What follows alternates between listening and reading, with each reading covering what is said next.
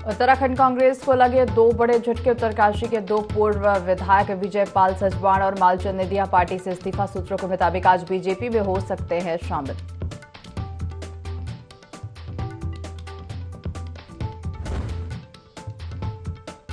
मुख्यमंत्री पुष्कर सिंह धामी ने की ग्राम विकास और पलायन निवारण आयोग की बैठक। का उत्तराखंड में जल्द होगा प्रवासी सम्मान समारोह। राज्य में वापस आए लोगों के अनुभवों का लिया जाए लाभ।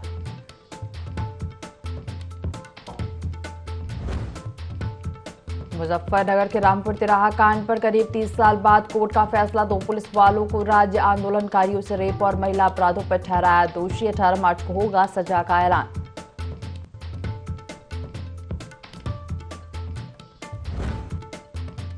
बद्रीनाथ हेमकुंड यात्रा की तैयारियों में जुटा प्रशासन। अप्रैल तक सभी तैयारी पूरा करने का प्लान। 12 मई को बद्रीनाथ और 25 मई को हेमकुंड साहिब के खुलेंगे कपाट।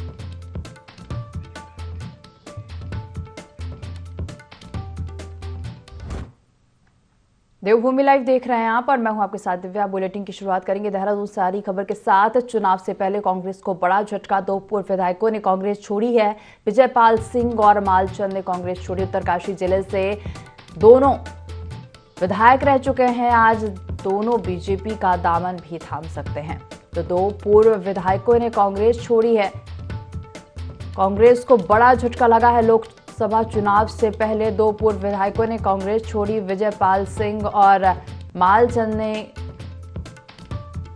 कांग्रेस का दामन छोड़ा है। आपको बता दें उत्तरकाशी जिले से दोनों विधायक रह चुके हैं और आज दोनों बीजेपी का दामन थाम सकते हैं।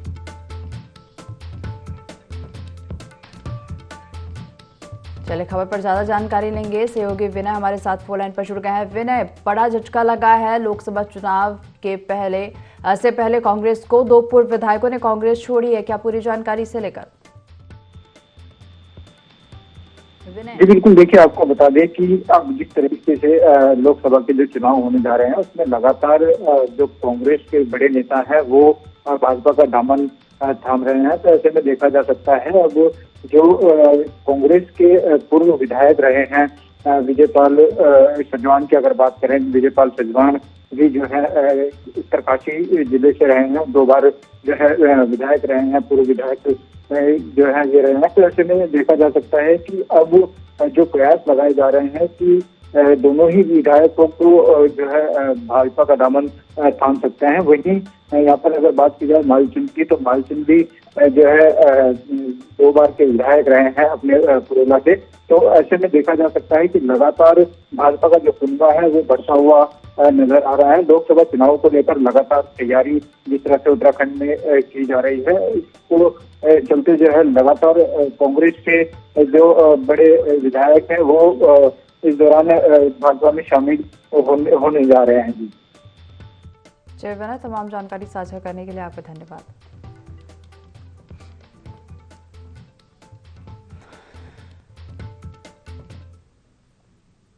थराली विधानसभा के दूरस्थ गांव हरिनगर लेटाल के ग्रामीण आजादी के इतने लंबे वर्षों के बाद भी सड़क सुविधा से वंचित हैं। लगातार सरकारों से आश्वासन मिलने के बाद भी हरिनगर लेटाल तक सड़क न पहुंच पाने से ग्रामीण नाराज हैं और तहसील कार्यालय में जिलाधिकारी चमोली को ज्ञापन भेजते हुए ग्रामीणों ने चुनाव बहिष्कार का ऐलान किया है। ग्रामीणों ने सरकार को चेतावनी देते हुए कहा कि लोकसभा चुनाव से पहले यदि उनकी मांगों को पूरा नहीं किया गया तो समस्त ग्रामीण लोकसभा चुनाव का बहिष्कार करेंगे। तो वही ग्रामीणों की इस मांग को जायज ठहराते हुए सूना वार्ड के जिला पंचायत सदस्य देवी जोशी ने भी हरिनगर लेटाल के ग्रामीणों का समर्थन किया।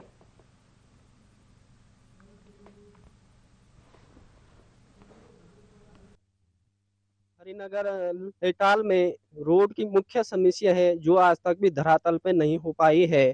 कई बार हमारे गांव में सर्वे हो चुकी है, उसके बावजूद भी शासन प्रशासन आगे से ही लापरवाही कर रहे हैं, क्योंकि कई कई विकट समस्याओं के साथ हमारे गांव वालों को झेलना पड़ रहा है और यहाँ पे बहुत ही दयनीय स्थिति है गांव की। इस बार हमने ये सब गांव वालों ने सोचा है कि अगर यहाँ पे रोड की समस्या कोई सोल्व नहीं कराएगा तो हम भी 2024 का लोकसभा का चुनाव का पूर्ण रूप से बहिष्कार करेंगे। इस बार अगर रोड नहीं आएगी तो हम बहिष्कार करेंगे और रोड नहीं तो वोट नहीं। आने जाने में कठिनाई होती है, स्कूल के जितने भी बच्चे हैं उनके लिए परेशानी होती है। और 2004 से हम लड़ रहे हैं मोटर मार्ग के लिए लड़ रहे हैं, लेकिन हमारी समस्याओं का समाधान तो कभी होता नहीं है। लेकिन हम आज यहाँ आए हैं तो एक विश्वास के साथ आए, रोड नहीं है तो वोट नहीं है। फॉरेस्ट में भी रोड जो है लंबित पड़ी है, उसका डिजिटल मैप बनाने के लिए कल मेरी बात हुई थी एक्शन पीडब्ल्यूडी थराली से, तो उन्होंने कहा कि हमने चेक काट दिया है, लेकिन पहले जो इन्होंने जहाँ पेड़ लगने थे वो लैंड उन्होंने बनेला में घोषित की थी, बाद में बोला कि वहाँ पत्थर है, वहाँ पेड़ नहीं लग सकते हैं, तो उस कारण ये रोड जो है लेट हो गई है। सरकार इसको जल्द पूर्ण करेगी। अपनी मांगों के लिए हर किसी का अधिकार होता है, वो सरकार को चेताए और सरकार जरूर चेतेगी। लोकसभा से पहले कुछ न कुछ सकारात्मक परिणाम है। उत्तराखंड में कांग्रेस ने पार्टी छोड़ने का सिलसिला थमने का नाम नहीं ले रहा है। बता दें कि अब गंगोत्री विधानसभा के पूर्व विधायक विजयपाल सजवान ने पार्टी छोड़कर कांग्रेस को करारा झटका दिया है। विजयपाल सजवान के इस्तीफे को लेकर कांग्रेस पार्टी के प्रदेश प्रवक्ता शीशपाल बिष्ट ने कहा कि उन्होंने पार्टी से इस्तीफा क्यों दिया है इस बारे में वह ही बेहतर बता सकते हैं, लेकिन यदि उन्हें कोई परेशानी थी या फिर उनके कुछ सुझाव थे तो सजवान को पार्टी फोरम में रखना चाहिए था।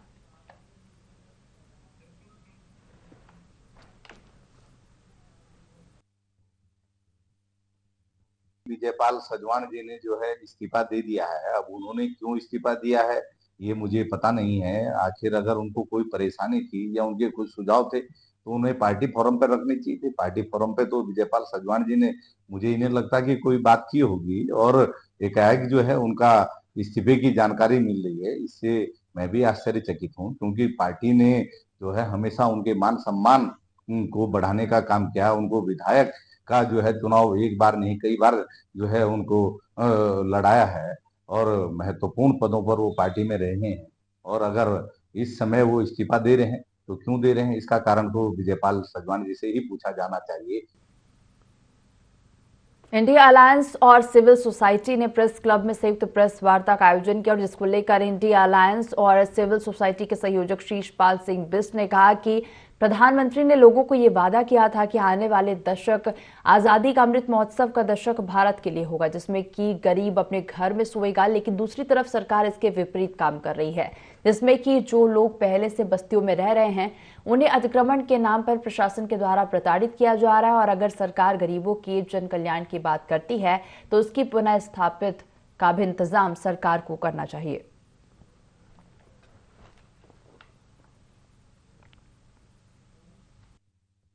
तो प्रधानमंत्री नरेंद्र मोदी जी ने देश की जनता से वादा किया था कि आजादी का अमृत महोत्सव होगा और देश के हर बेघर के सिर पर जो है अपनी छत होगी, उसका अपना घर होगा। वो तो सरकार जो है पूरा नहीं कर सकी। दूसरी ओर जो लोग आजादी के बाद से या उससे पहले वर्षों से जहां जहां रह रहे हैं उनको अवैध बता करके जो है उनका प्रशासनिक उत्पीड़न किया जा रहा है। और 2016 में हरीश रावत जी की सरकार ने जो है बस्तियों के नियमितीकरण के लिए जो है एक आयोग का गठन किया था राजकुमार जी की अध्यक्षता में। उसकी रिपोर्ट आई थी, उसने पूरे सुझाव दिए थे, तो उस पर भी सरकार आगे बढ़ सकती थी कि भाई लोगों को अगर बहुत आवश्यक है तो उनको कहाँ पुनर्वासित करेंगे और जहां आवश्यक नहीं है वहां उनको जो है नियमित किया जाए। तो इस नीति पर सरकार आगे बढ़े और लोगों का उत्पीड़न बंद करे, इसीलिए आज की ये प्रेस वार्ता।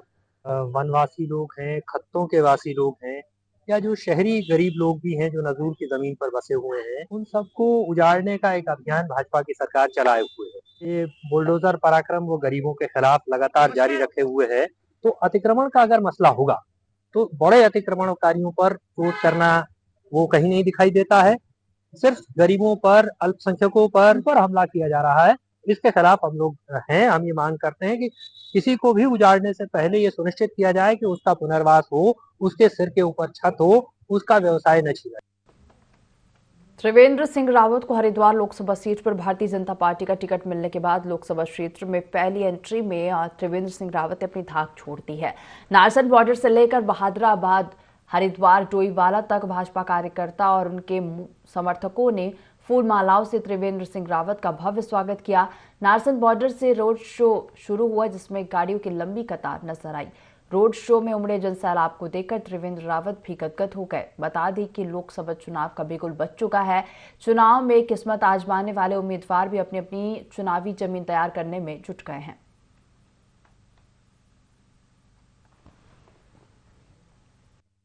मैंने भी जीवन में पहली बार जन समर्थन देखा, जन सैलाब उड़ा हुआ है, उल्लास वहाँ है, इतनी खुशी है त्रिवेंद्र जी के आने पर, तो उसका बयान नहीं हो सकता। केंद्रीय नेतृत्व हमारा जो उनका निर्णय है वो लोग सोच समझ के करते हैं, जो करते हैं भाई, वहाँ उन्हें पूरे देश का काम चलाना है, पूरा देश देखना है, ऐसा नहीं कि वो एक ही प्रदेश को देखने हैं।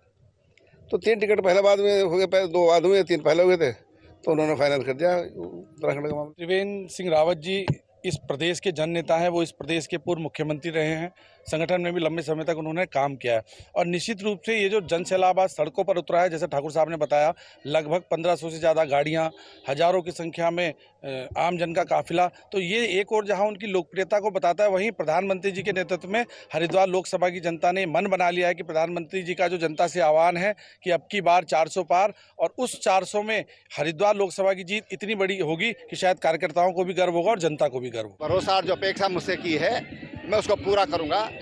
और दूसरी बात मैं कहना चाहूँगा कि आज हरिद्वार जनपद की जनता ने, हरिद्वार लोकसभा की जनता ने जिस तरह से एक मुझे छोटे कार्यकर्ता को जिस उत्साह से अपने कंधों पर उठाया है, मैं उनको भरोसा दिलाता हूं कि मैं आपके कंधों को और मजबूत करूंगा। बहुत खुशी का माहौल है, उनकी खुशी में ही मेरी खुशी है। निश्चित रूप से हरिद्वार 5 लाख पार। मुख्यमंत्री पुष्कर सिंह धामी की अध्यक्षता में सचिवालय स्थित सभागार में कैबिनेट बैठक हुई और बैठक में कई प्रस्ताव रखे गए, जिसमें से कई महत्वपूर्ण प्रस्तावों पर कैबिनेट की मुहर लगी है, जिनमें संस्कृत शिक्षा विद्यालयों में भर्ती से संबंधित संशोधन, पुराने और खटारा वाहनों के लिए परिवहन नीति में संशोधन, वन पंचायत की संशोधन नियमावली समेत कई कार्यों के लिए कैबिनेट की मंजूरी मिली।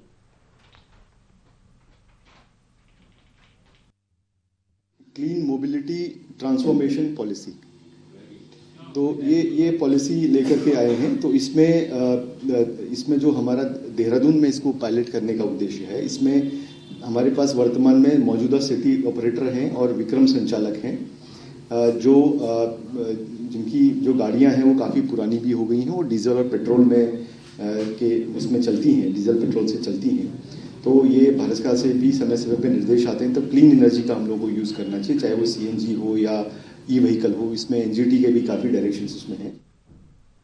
उत्तराखंड में भाजपा ने जहां 5 लोकसभा सीटों पर प्रत्याशियों की घोषणा कर दी है, तो वहीं कांग्रेस ने भी पौड़ी, टिहरी और अल्मोड़ा से उम्मीदवारों को मैदान में उतार दिया है।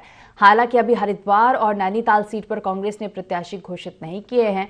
पौड़ी सीट से लोकसभा प्रत्याशी गणेश गोदियाल से हमारे संवाददाता विनय सूद ने खास बातचीत की। पौड़ी से लोकसभा प्रत्याशी गणेश गोदियाल हमारे साथ हैं, इनसे बात करेंगे। सर, सबसे पहले तो आपको बहुत बहुत शुभकामनाएं। सर, आपसे जानना चाहेंगे कि अब जो लोकसभा के चुनाव होने जा रहे हैं उसमें पौड़ी से जो है आपको टिकट दिया गया है, तो किस तरीके से सर अब जो है? ये मेरा सौभाग्य है कि मुझे पौड़ी लोकसभा से हमारे तमाम कार्यकर्ताओं की सिफारिश पर टिकट दिया गया। कार्यकर्ताओं की इच्छा थी कि मुझे टिकट दिया जाए और पार्टी ने मुझे टिकट दिया। मैं सौभाग्यशाली हूँ। हम जनता की अदालत में जाएंगे, तमाम मुद्दों को रखेंगे और उन तमाम मुद्दों को जनता के सामने रखने के बाद मेरा विश्वास है कि जनता हमारी बात को समझेगी और हमारे पक्ष में अपना निर्णय देगी। सर, भाजपा की तरफ से भी जो है पौड़ी से जो है आपके सामने अनिल बलूनी है, तो उसको किस तरीके से देखते हैं सर? क्या कुछ देखिए, भाजपा की तरफ से कोई भी हो, मैं नाम ले लेना चाहता हूँ, जो भी भाजपा की तरफ से हैं वो प्रत्याशी हैं, लेकिन वो चुनाव नहीं लड़ रहे हैं। उनके तरफ से चुनाव पार्टी लड़ रही है और उनके केंद्रीय नेताओं के चेहरे लड़ रहे हैं। हमारी तरफ से हमारा केंद्रीय नेतृत्व भी है और मैं भी हूं। तो हमारे जो लड़ाइयों के मुद्दे हैं वो निश्चित रूप में विकासपरक मुद्दे हैं हमारे, और उनके भावनात्मक मुद्दे हैं। हम लोगों को इस बात को समझाने का प्रयास करेंगे और मेरा विश्वास है कि लोग इस बात को समझेंगे। धन्यवाद। भाजपा की 5 लोकसभा सीटों पर जो है जीत का दावा कर रही है। वो ठीक है, वो करेंगे, जीत का दावा करेंगे, लेकिन जनता असली इसकी इस मैच की रेफरी जनता है। जनता बताएगी कि जीत किसकी है। ये थे हमारे साथ कांग्रेस से गणेश गोदियाल, जो कि पौड़ी से उम्मीदवार हैं और पूरी तैयारी के साथ जो है ये कांग्रेस को लोकसभा सीट में जिताने का दावा कर रहे हैं। तो वहीं भाजपा भी प्रचंड बहुमत के साथ 5 सीटों पर जीत दर्ज करने की बात कर रही है। देहरादून से IND 24 के लिए विनय सूद। पौड़ी गढ़वाल लोकसभा से भाजपा सांसद प्रत्याशी अनिल बलूनी ने पौड़ी में तारामंडल और माउंटेन म्यूजियम का उद्घाटन किया, जिसका नाम देश के प्रथम CDS जनरल बिपिन रावत जी के नाम पर रखा गया। इन दोनों प्रतिष्ठानों के बनने से पौड़ी गढ़वाल के पर्यटन को नई गति मिलेगी।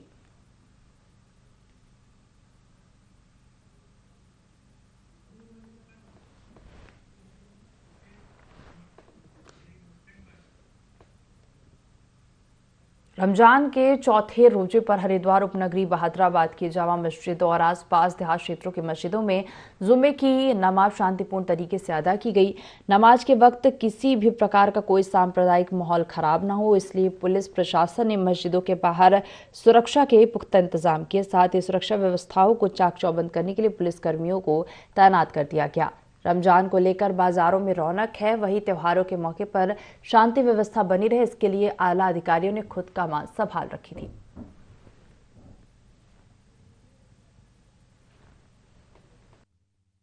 यहाँ पर आज जुमे की नमाज हुई और अल्हम्दुलिल्लाह बहुत ही शांतिपूर्वक सभी लोगों ने नमाज अदा की।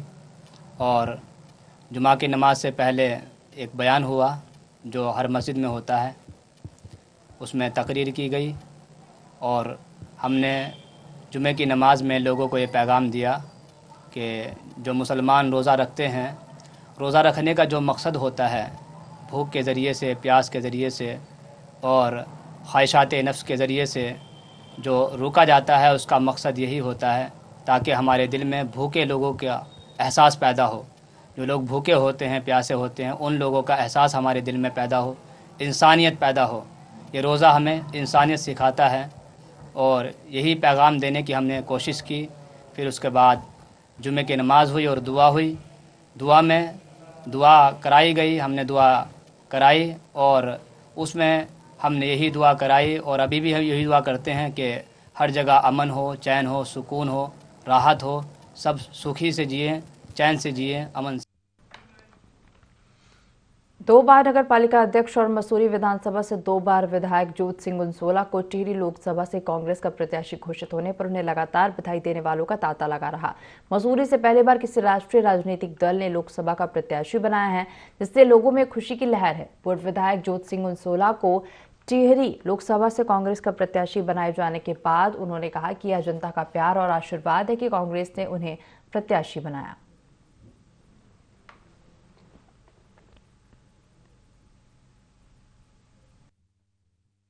पार्टी के शीर्ष नेतृत्व का धन्यवाद करता हूं, राज्य नेतृत्व का धन्यवाद करता हूं, जिन साथियों ने इस प्रक्रिया में हिस्सा लिया उन सब का धन्यवाद करता हूं, जनता का धन्यवाद करता हूं, पत्रकार साथियों का धन्यवाद करता हूं, कांग्रेस कार्यकर्ता का धन्यवाद करता हूं कि उन्होंने शीर्ष नेतृत्व ने एक कार्यकर्ता को जो है मेरे जैसे साधारण कार्यकर्ता को ये अवसर प्रदान किया।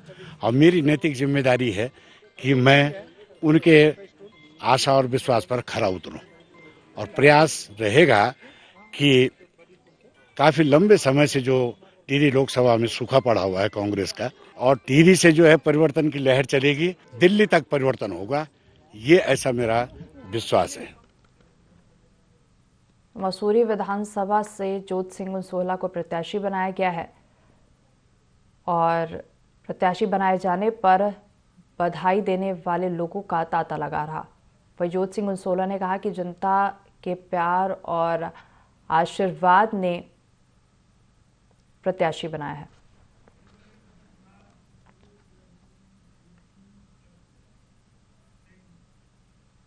सीएम पुष्कर सिंह धामी ने महिला सशक्तिकरण और बाल विकास विभाग के अंतर्गत चयनित 16 सुपरवाइजरों और आबकारी विभाग के अंतर्गत चयनित 10 निरीक्षक एक कनिष्ठ सहायक को नियुक्ति पत्र प्रदान किया और इस प्रकार कुल 27 अभ्यर्थियों को मुख्यमंत्री ने नियुक्ति पत्र वितरित किए।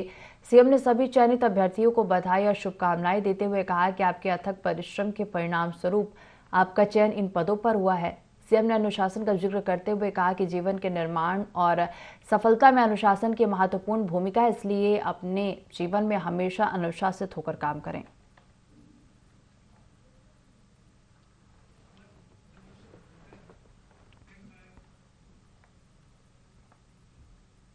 रानीपुर विधानसभा में भाजपा चुनाव कार्यालय का विधिवत पूजा अर्चना के साथ उद्घाटन किया गया और लोकसभा चुनाव के दौरान प्रत्याशी को पुरजोर तरीके से चुनाव लड़ाने का संकल्प लिया। रानीपुर विधायक आदेश चौहान ने शीर्ष नेतृत्व का आभार जताते हुए कहा कि जिस तरह से शीर्ष नेतृत्व ने त्रिवेंद्र सिंह रावत पर विश्वास जताया और कार्यकर्ताओं में भी भारी जोश देखने को मिल रहा है। केंद्र और राज्य सरकार द्वारा विकास की कई योजनाएं चलाई जा रही हैं और उसी के आधार पर निश्चित ही उत्तराखंड की 5 लोकसभा सीटों पर भाजपा भारी बहुमत से विजय प्राप्त करेगी।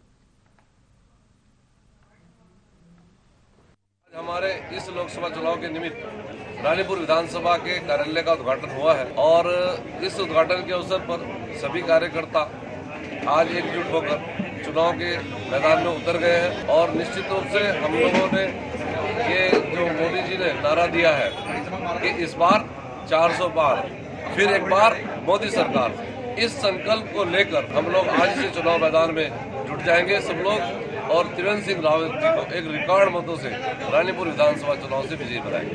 देश के यशस्वी प्रधानमंत्री ने एक संकल्प हम सबको दिलाया है कि बीजेपी 370 और एनडीए 400 पार। उस दिशा में लगातार भारतीय जनता पार्टी के कार्यक्रम और कार्यकर्ता लगे हुए हैं। इन कार्यकर्ताओं की ताकत के बल पर मैं कह सकता हूं कि भारतीय जनता पार्टी एनडीए इस बार 400 पार होगा और उसमें हरिद्वार का एक कमल भी। लोगों की एक बड़ी आबादी नारायणबगड़ पर खाल मोटर पुल से होकर गुजरती है और यह मोटर पुल बहुत पुराना है, लेकिन यह पुल अब क्षतिग्रस्त होता जा रहा है। मोटर पुल पर बिछी लोहे की प्लेटें धंसती जा रही है। लोहे की प्लेटों पर लगे नट बोल्ट भी ढीले होते जा रहे हैं, कई तो गायब भी हो चुके हैं। मोटर पुल पर बिछी लोहे की प्लेटें कहीं उभरी हुई हैं तो कहीं धंसी हुई हैं। विभाग भी मोटर पुल पर आवाजाही को खतरे से खाली नहीं मान रहा है और इसके लिए बाकायदा विभाग ने पुल के दोनों छोरों पर चेतावनी बोर्ड भी लगाया है।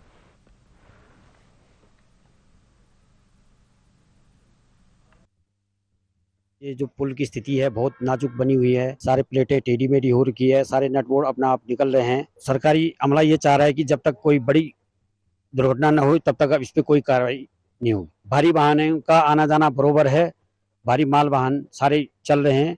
इसमें कोई न तो यहाँ पे कोई प्रशासन का कोई व्यक्ति बैठता है कि जो कि भारी वाहनों को न जाने दें। खाली बोर्ड लगा हुआ है, बोर्ड सीमित है ना। जो प्लेटें लगा रखी थी वो सारी टेढ़ी मेढ़ी हो चुकी है, सारे वो भी टेढ़ी हो गई है।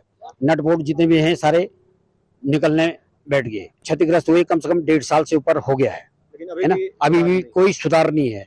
खस्ताहाल है और इसमें कभी भी बड़ा हादसा हो सकता है। 2-3 बार लोक निर्माण विभाग ने इसका खाली वो किया है टेम्परेरी, वो भी धंस गया है। कभी भी कोई बड़ा हादसा हो सकता है। कई बार यहाँ पर धरना प्रदर्शन हुए हैं। हाल ही में यहाँ पर कांग्रेस ने भी धरना प्रदर्शन किया, लेकिन उसके बाद भी अभी कोई निरीक्षण टीम यहाँ पर नहीं पहुंची है। को जोड़ने वाला प्रखाल जो चौपता मोटर मार्ग पुल है, ये काफी दिनों से क्षतिग्रस्त है। बीच में 1 साल पहले कुछ यहाँ पे सरकार द्वारा कार्य किया गया था, घटिया कार्य हुआ। पूरे 33 गांवों को जोड़ने वाला जो ये मार्ग है, ये पुल एकदम से क्षतिग्रस्त हो चुका है। ये ब्लॉक मुख्यालय से सटा हुआ है। यहाँ पे कई बार क्षेत्र के लोगों ने इस विषय पे माननीय विधायक जी के संज्ञान में लाया। प्रमुख जी तो रात दिन यहाँ पर देखते रहते हैं, सरकारी अधिकारी भी यहाँ पर आते हैं, लेकिन ये पुल इतनी जर्जर स्थिति में है कि कभी भी एक बहुत बड़ा हादसा हो सकता है। बगड़ का जो पुल है उसके लिए हमने वो लाइट व्हीकल के लिए पुल है, उसके लिए हमने वहाँ थानाध्यक्ष को भी चिट्ठी लिखी कि लाइट व्हीकल ही होगा और दोनों तरफ उस पर पब्लिक के लिए भी जारी कर रखा है। और लाइट व्हीकल में उस पुल को कोई दिक्कत नहीं है, लेकिन जो कि हाईवे व्हीकल भी उससे कभी कभी पार हो जा रहे हैं, जिसके लिए हम थाने को लगातार चिट्ठी भी भेजते रहते हैं कि उस पर कार्रवाई की जाए। और बाकी हमने इसको स्ट्रेंथनिंग के लिए इसका एस्टिमेट भेजा हुआ है, शासन को डीपीआर पहुंच चुकी है और उम्मीद है मैं जल्दी शासन से डीपीआर स्वीकृत हो जाएगी, फिर ये हैवी व्हीकल के लिए भी ये पुल तैयार हो जाए। इस बुलेटिन में फिलहाल इतना ही। आप देखते रहिए IND 24। नमस्कार।